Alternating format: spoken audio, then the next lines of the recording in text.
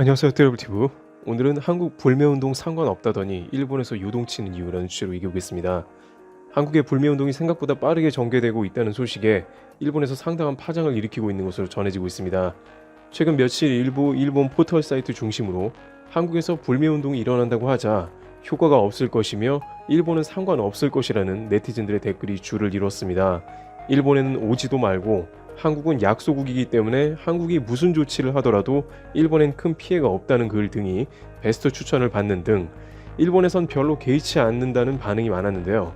그러나 일주일이 넘은 이 시점에 한국의 다양한 지표들에서 불매운동 효과가 곧바로 나타나기 시작하면서 일본 매체들과 경제계에서 반응을 하기 시작했습니다. 아베 신조 총리와 결을 함께하고 있는 극우 성향의 산케이 신문 같은 경우에는 불매운동은 비열한 짓이며 하더라도 별로 효과가 없을 것이 일본 제품은 한국에 깊이 퍼져 있기 때문에 결국 실패할 것이라는 논조에 글이 올라왔습니다. 그러나 일각에서는 아베 내각의 목소리로 불리우는 산케이의 이러한 반응은 한국의 불매운동에 대한 경계라고 해석해야 한다는 분석이 우세합니다. 막상 일본에서 당황하고 있다는 것인데 일부 언론에서도 조용히 한국에서 막대한 매출을 벌어들이고 있는 일본 기업들이 드러나 버렸다면서 괜히 벌집을 건드렸다는 반응도 나오는 상황입니다.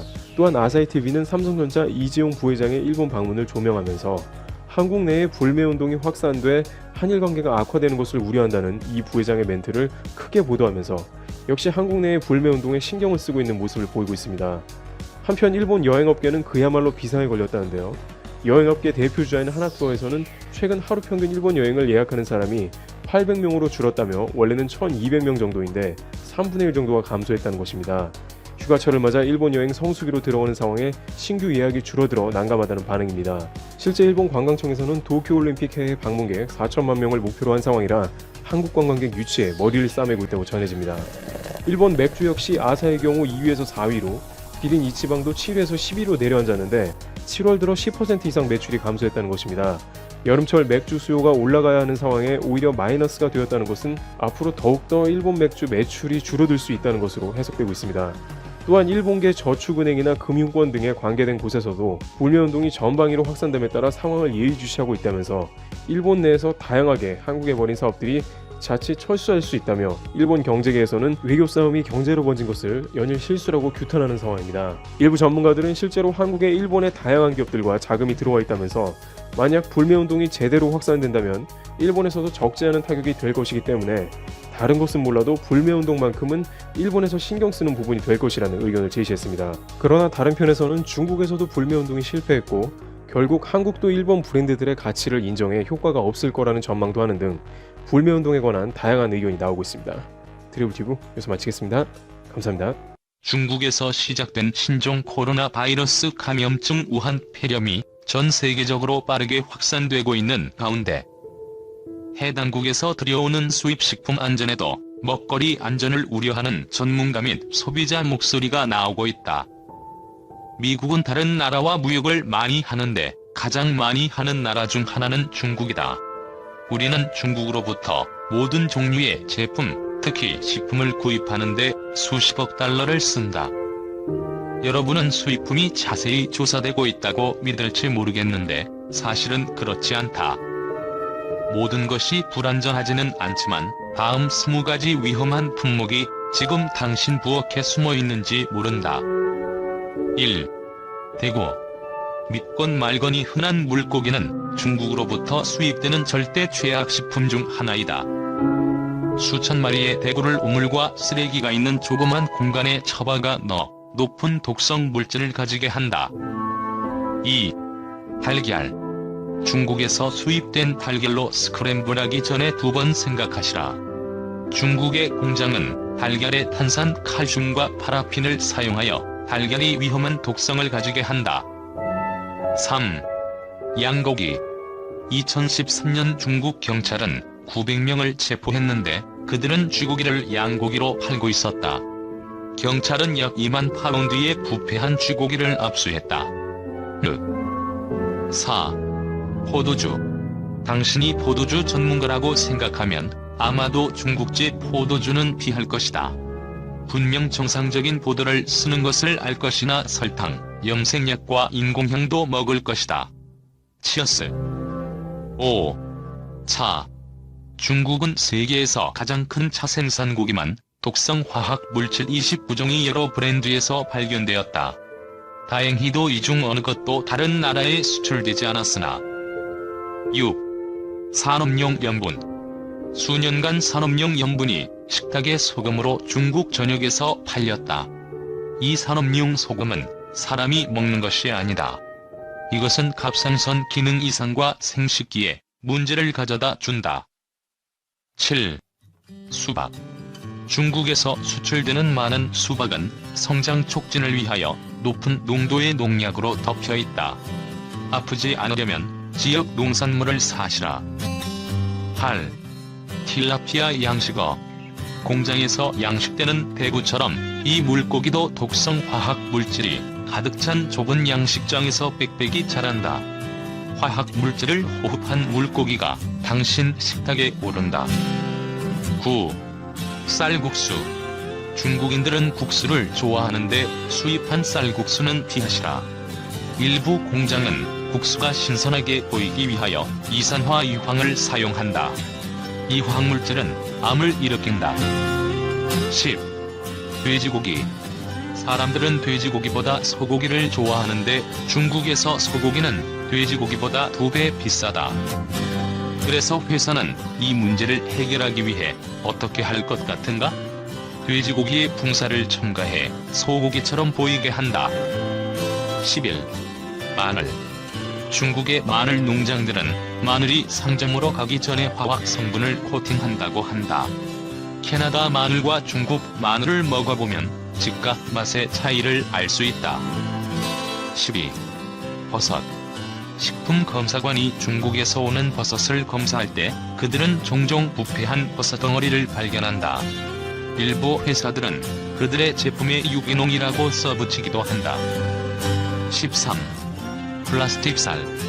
중국의 식사는 거의 쌀이기 때문에 쌀은 안전하다고 생각할 것이다. 정말인가? 천만에다. 많은 공장들은 암을 일으키는 합성수지를 넣는다. 14. 우유. 멜라닌은 신장을 망가뜨리는 화학 성분인데 수입 우유에서 발견되었다. 이 문제는 커서 최근 6명의 아이가 사망했고 30만 명이 흙에 앓고 있다. 15. 사과 주스. 놀랍게도 미국에서 팔린 사과 주스의 50%가 중국에서 수입된 것이다.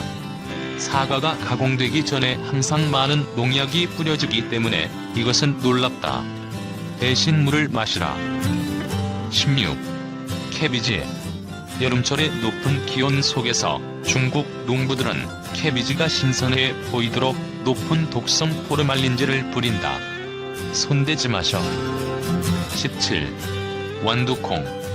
콩에게 기회를 주어라. Give peace a chance라고 말한 게 존 레논 아니었나? 중국에서 온 완두콩에게는 기회를 주지 마시라. 2005년 식품검사관은 수천 개의 완두콩 캔에서 인공 색소가 칠해진 가짜 완두콩을 발견했다. 18. 블랙페퍼. 유명한 중국집 블랙페퍼를 들어봤을지 모르겠는데 맛을 볼 기회가 있으면 아마 패싱할 것이다. 일부 중국인들은 단단해진 조그만 진흙 덩어리를 판다. 19. 식용유. 중국의 대규모 식품회사 하나는 수천 레스토랑에서 사용한 올리브유를 재활용하여 팔기로 구역질라는 결정을 내렸다. 웜에 저 하늘의 슬픔이. 20. 치킨. 중국에는 조류 독감과 기타 식품에서 생기는 병이 활개를 치고 있다. 그래서 수입 치킨을 보면 방향을 돌리시라.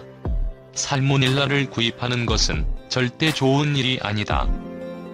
한편 차로 달여 마시는 등 일상에서 식품용 원료로 자주 쓰이는 중국산 구게자가 잔류농약 기준치를 넘긴 사례가 지속적으로 발생하자 식약처가 수입업자에게 직접 안전성 입증 책임을 지도록 수입 기준을 강화했다. 국내 약용작물 생산 농가는 식약처의 이번 조치를 환영하면서 강화된 수입 기준을 다른 약용작물 품목으로 확대해야 한다고 주문하고 있다. 이와 함께 식품용 수입 약용작물의 경우 원산지 둔갑 사례도 빈번 유통이력 관리 시행 필요성도 제기하고 있다. 식품의약품안전처는 지난 4월 23일 중국에서 수입되는 구기자에 대해 수입자가 안전성을 입증해야만 국내로 들여올 수 있는 검사 명령을 시행한다고 밝혔다. 검사 명령은 수입식품안전관리특별법에 따라 수입식품 중 부적 함률이 높거나 국내 외에서 위해 발생 우려가 제기된 식품에 대해 수입자가 식약처장이 지정한 시험검사기관에서 정밀검사를 받아 적합한 경우만 수입 신고를 하도록 하는 제도다. 검사 명령은 현재 구기자를 포함해 훈제 건조 어육, 능이버섯 등 15개 품목이 지정, 시행되고 있다. 이번 조치를 접한 구기자 산지에선 환영의 목소리를 내면서 품목 확대 필요성도 제기하고 있다. 구기자 못지않게 다른 품목도 잔류농약 등 안전성 우려가 나오고 있기 때문. 오경수 청양구기자 농협조합장은 국내산 구기자 농가의 경우 저농도의 농약을 사용하거나 대다수가 객 인증을 받아 철저한 생산, 유통 관리를 하고 있다. 하지만 중국산 구기자는 생산, 유통 과정에서 고농도 농약을 사용하거나 유황 처리를 거치면서 잔류농약이나 중금속이 검출될 확률이 높다며 이번 식약처 조치를 환영한다고 밝혔다. 그는 이어 특히 약용작물은 차로 끓여 먹거나 분말 가루로 섭취하는 등 식품용으로 많이 활용되기 때문에 더 철저한 안전성 관리가 필요한 만큼 다른 약용작물 품목으로 검사 명령을 대대적으로 확대할 필요가 있다고 덧붙여 강조했다. 이와 함께 약용작물의 원산지 표시 관리를 강화할 필요성도 나오고 있다. 국내 약용작물 업계에 따르면 현재 의약품으로 수입되는 11개 품목은 한약재 수급조절위원회를 통해 이력 추적이 가능하지만 이 중 식품용으로 수입되는 약용작물의 경우 5개 품목만이 유통이력 관리가 되고 있다. 5개 품목은 황기, 당기, 지황, 천궁, 작약 등의 품목으로 이번에 식약처 검사 명령 품목으로 포함된 구기자도 유통이력 관리는 안 되고 있다. 이로 인해 식품용 수입산 약용작물을 국산과 혼합해 소비자 눈을 속이는 등 원산지 위반 우려가 지속적으로 제기돼 왔었다. 이에 약용작물업계는 국립농산물품질관리원에서 시행하고 있는 수입품 유통이력 관리 제도를 현 5개 품목에서 확대해 약용작물의 실효성 있는 원산지 관리를 주문하고 있다. 백문기 한국생약협회장은 현재 식품용으로 수입되고 있는 약용작물은 어디서 어떻게 사용되고 있는지 공개되지 않거나 이력을 추적할 수 없어 국내산 약용작물이 수입산 약용작물과 혼합돼 국산으로 둔갑하는 문제가 계속해서 발생하고 있다며 국내 약용작물 생산 농가들이 유통이력 관리 확대를 지속적으로 요구하고 있는 만큼 현재 한약재 수급조절관리위원회에서 관리하는 11개 품목부터 식품용 약용작물에 대한 유통이력 관리를 확대, 시행해야 한다고 요구했다. 이어 그는 나아가 정확한 약용작물의 생산 및 소비 통계가 바탕이 돼야 실질적인 수급 조절이 이루어질 수 있기 때문에 식품용으로 수입되는 약용작물에 대해 범위를 확대해 이력 추적이 가능하도록 제도 보완이 반드시 뒷받침돼야 할 것이라고 강조했다. 유통이력 관리와 관련 농관원 원산지 관리과 관계자는 지난해 품목이 변경돼 구기자, 산수유, 오미자 등은 수입품 유통이력 관리 대상에서 제외됐다며 수입품 유통이력 관리는 국내에서 많이 유통되고 있는 품목 위주로 이루어지기 때문에 국내 수요가 부족하면 일부 품목이 조정될 수 있다고 설명했다.